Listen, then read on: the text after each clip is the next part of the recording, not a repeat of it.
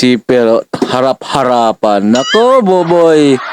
Ikaw talaga, Boboy. Baka yung MTRCB ka na naman yan.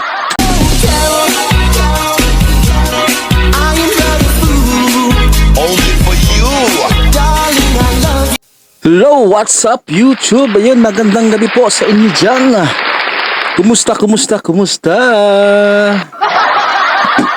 Yung mga kababayan natin na sa ibang bansa, mga OFW natin, kumusta po kayo dyan? Ayun. Alright. Ayun tayo dyan.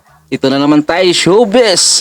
Kung kayo pala ay bago sa ating channel, huwag kalimutan i-subscribe ang ating channel, pa-like, comment at pa-click na rin sa ating notification bell para ma-update kayo sa ating mga bagong ina-upload. Ayun. Ang video na to hatid natin kay Ders TV. Paki-subscribe at ilagay ko lang po ang kanyang channel sa ating description para mabisita niyo ang kanyang channel. Ayun po. Tara! Alright! Wala lang patupik-tupik pa ha. Silipin na natin to, baka masilip pa to lang iba. Ipay po kayo agad-agad. At bago nga po natin simulan ng balitaan, ay nais ko lamang pong magpasalamat sa inyong lahat sa walang sawa po ninyong binibigay sa aking suporta sa mga daily update natin. So eto na, at simulan na po natin ang balitaan na tunahin natin. Lagay ko lang po sa description box ang channel ni Ders TV guys ha, para mabisita niyo. Ang tungkol po sa naganap kahapon na seminar ng MTRCB sa Bacoor, Cavite. Kahapon, araw po yan ng Friday para po sa responsableng panonood. So ayon po dito, the Movie and Television Review and Classification Board or MTRCB held a responsableng panonood RP seminar in Bacoor, Cavite on August 25, 2023 as part of the agency commitment to empower communities to My love for my family. Wait guys, sorry. Distilling every day be responsible consumers of media. Lala Soto, MTRCB chairperson, spearheaded the event alongside MTRCB vice chairperson and RP committee chairman Angel De Mesa. The RP campaign aims to help parents meet the growing challenges of parenting in the digital world and encourages responsible viewership of media content. Soto remarked. The MTRCB received the full support of Cavite 2nd District Congresswoman Hon Lani Mercado Revilla and Bacoor City Mayor Strike Revilla, which Puro Revilla. secured the successful implementation of the activity. Resource person from the board include Attorney Gabby Concepcion, Rocky Cruz, Kits Musji, Dr. Aligu, or hindi ko mabasa mamaya mabasa naman tayo. Also present to show support were Mark Andaya and Jerry Talavera. In his closing message, Vice Chairman De Mesa emphasized on the importance of active involvement of supervising adults and parents in children's viewing habits. So, ang seminar po na ito ay naglalayong mas palakasin ang pag-supervise sa mga bata sa kanilang mga pinanonood sa telebisyon, sa kanilang mga tahanan. Lalo na sa mga live show na talaga namang hindi po may iwasang magkamali ang mga host, artists, sa mga taong kabilang Ang daming mata. show. Kaya bilang parent ng isang bata, na walang muwang, tayong matatanda po ang mag-guide sa kanila sa mga napapanood nila sa telebisyon. So, saludo po ako kay Madam Chair Lala Soto sa paglunsad ng seminar na ito upang lalong mapalakas ang responsableng panonood sa aming mga tahanan. Samantalang pag-usapan naman natin ang napunan ng ilang mga netizens sa show ng G. Sagedli. Grabe si pero harap-harapan. Nako, Boboy. Ikaw talaga, Boboy. Baka yung MTRCB ka na naman yan. Habang nag-i-interview nga po si Isko ng contestant nila. Mahimik ka, Boboy. Ayusin mo yung pagsisipir mo. sa G sa Gedli, makikita naman si Buboy sa gilid na todo hawak at ayos ng kanyang suot na pantalon. Ang masakla pa po dito, sa harap niya pa po ng camera, Correct. ginawa ang ganyan. Nakikita niyo po ba ang picture na yan ni Buboy? Open na open po yung zipper ng pantalon niyo dyan. Pero for sure, may pang-ilalim po yan, yung yellow. Yun nga lang, ang dami po mga batang nanonood dyan. Anong iisipin ng mga batang? Ano kaya sa tingin nyo guys? Violation ba yan? Wala pa namang kuan.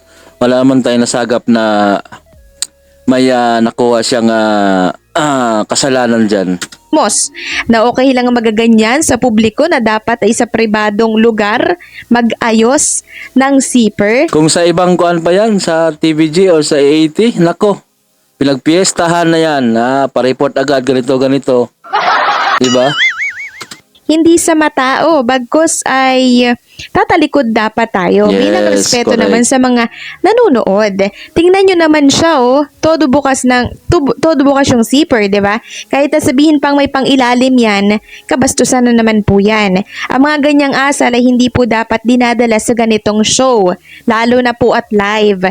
Dapat maging sensitive tayo sa mga pinapakita, kinikilos natin sa programa. Buti sana kung walang bata na mga nanonood sa kanilang tahanan, hindi po ba? Hindi ko lang alam kung matatawa ba ako sa ginawa nitong si Buboy or may Ines. So, bawal ba ito sa MTRCB na ganito yung MTRCB lang magkuan yan, magdesisyon. Siguro, hindi siguro kasi wala namang balita na pinatawag to or may nilabas na memo sa kanila. naging action nitong si Buboy, ano? So, ano kaya yung masasabi dito ni Madam Chair? May violation po kaya ito? Kasi once na lagi kang nakaharap sa camera, dapat maging maingat tayo sa mga... Pwede naman tumalikod, di ba? Siguro hindi. Nakalimutan siguro ni Buboy Villar na naka-broadcast sila. Kilos natin. Hindi basta opak, bukas ng zipper at todo hawak pa sa ano niya. Sus mio marimar. Dapat ma-practice yun ni Buboy kasi hindi lang siya ang nakakakita Cheers! nito, kundi buong bansa. Samantalang pag-usapan naman natin ang tungkol po sa ginawang pambabara po ng isang contestant nila kay Buboy sa G sa Gedli na isa na namang malaking kahihiyan sa kanila na para bang hindi na siya ginagalang ng mga tao. Para bang Paano naman galangin yan eh? Hindi naman masyadong ginagalang yan. pangkaraniwan na lang silang mamamayan or siyang Di katulad doon sa kina Jose at Wally, di ba? Hindi. 20. Community starts to Wait lang guys, may ads.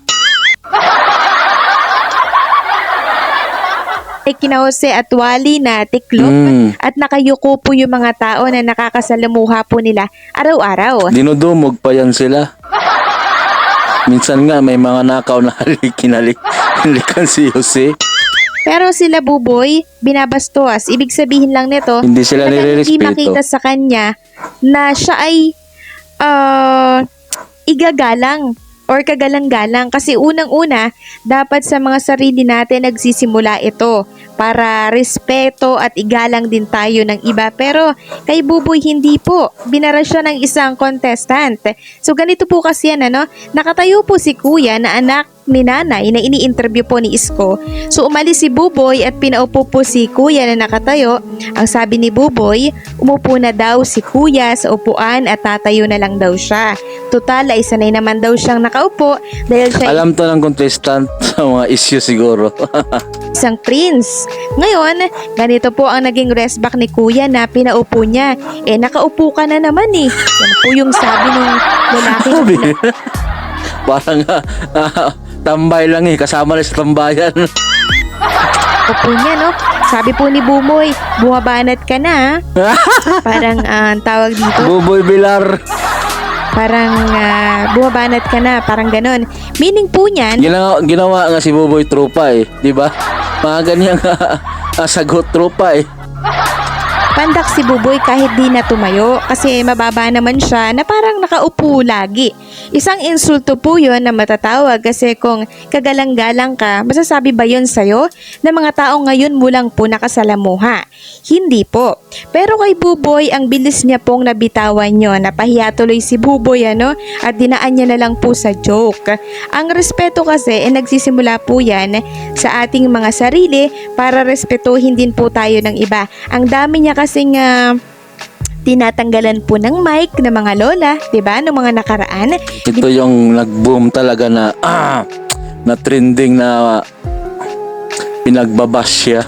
Nanggit po yung Tito Vic at Joey. Bigla niya Bakit po ba sa MRT to sila? Ano bang padpad sa LRT pa? LRT yan, di ba? Kahit si Dilaw. kung tinanggal yung mic para hindi po marinig sa kanilang programa. Hindi po ba isang malinaw po na kabastusan po yon? Lalo na kung matanda ang ginanito mo. Diba? Sinong hindi po magagalit nito? Kaya naman yung iba na nakakapanood nawawalan din po ng respeto sa kanya. Kaya ganito yung ginagawa po sa kanya. So kung nabalitaan nyo po nung nakaraan yung kanya pong sasakyan, ginasgasan din po nang hindi malaman kung Grabe, dinamay pa yung sasakyan ni Buboy Bilar. Wawa ka naman, Buboy. sinong gumasgas. So sukdulan na po talaga yung pagkainis No. or pagkagalit ng mga tao dito kay Buboy. Kasi hindi lang pagiging host yung ginagawa niya Ako po. pa sa'yo, Buboy Bilar, tumigil ka na. Umalis ka na dyan. Habang maaga ba? Baka hindi, ang kasunod niyan, baka wala ka ng gulong. Dyan po sa tape Wala na yung gulong yung sasakyan mong kasunod dyan. kundi ang ginagawa niya po nang babastos na din siya ng iba sa ngalan po ng trabaho niya. Ikaw ba naman yung alisan ng mic habang nagsasalita ng Tito Vic at Joey, hindi ka ba nun mababastusan? Hindi po ba isang kabastusan yon? Kaya ganito rin yung binabalik sa kanya ng mga taong nakakasalamuha niya. So ano po ang masasabi ninyo sa update na ito? Ayun guys, sana namang panibagong reaction video ang ating natapos. Bisita na lang ang channel Girls TV courtesy punta kayo sa kanyang video at ilagay ko lang sa description natin at paki-subscribe na lang, paki-bisita ang ating channel. Yung mga bago pa lang sa ating channel, paki-like, share, paki-like, subscribe at pa-click lang sa ating notification bell para ma-update kayo sa ating mga bagong ina-upload. Ayun guys, sana may napulot kayong informasyon sa video na to. So guys, hanggang dito na lang po. God bless sa inyo. Ingat po and stay safe kung saan man kayo laging pumupunta. Bye bye.